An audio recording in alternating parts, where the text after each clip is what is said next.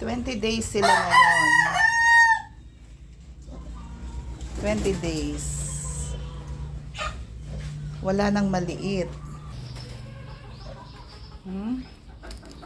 Pare-pareho na yung laki. Kasi yung ginagawa ko, binabatching ko sila. O ito, hindi sila didede. Tapos yung mga ito, sila yung naka-assign ngayong dumede. O ilang oras naman, magpapalit naman sila dito. O, lipat-lipat.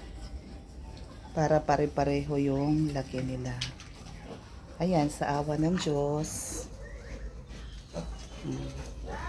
Wala nang maliit sa kanila. Yan o. Himbing ng tulog nila. 20 heads pa rin sa awa ng Diyos. 20. Ayan. Ang cute nila, pero buya.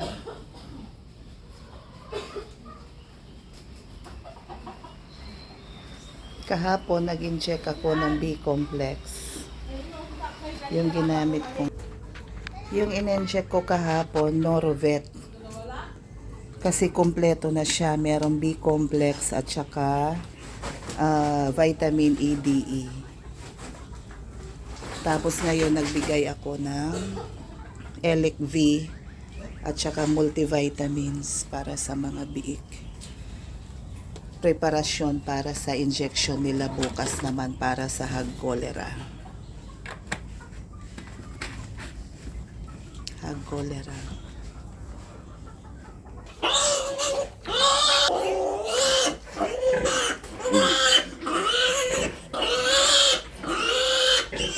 Dede time.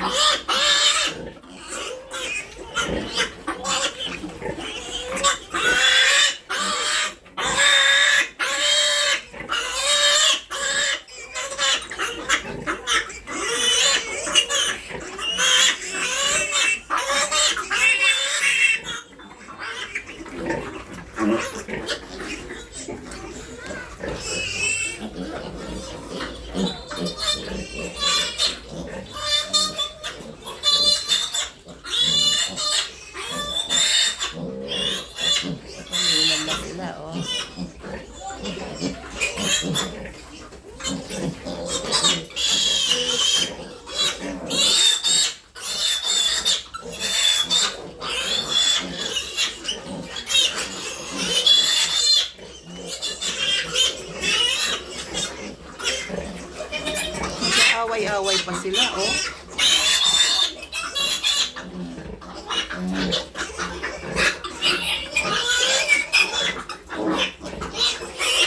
Kahit ilan na lang sila yan. Nahiwalay yung... Ilan kasi yung nahiwalay? 8, 9. 9 yung nahiwalay. O bali 11 na lang to sila. So, nag-aaway-away pa sila.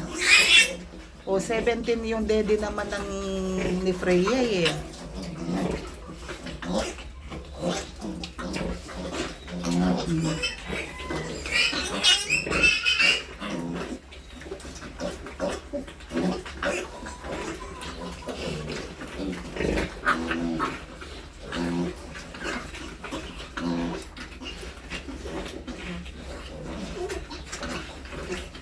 Yan na sila ngayon. 20 days. 20 days na sila mga kapigi sa awa ng Diyos. Ayan yung biosecurity namin. Yung kulungan ko nakapalibot ng screen. Kapalibot yan. Para walang langaw na pumasok, lamok.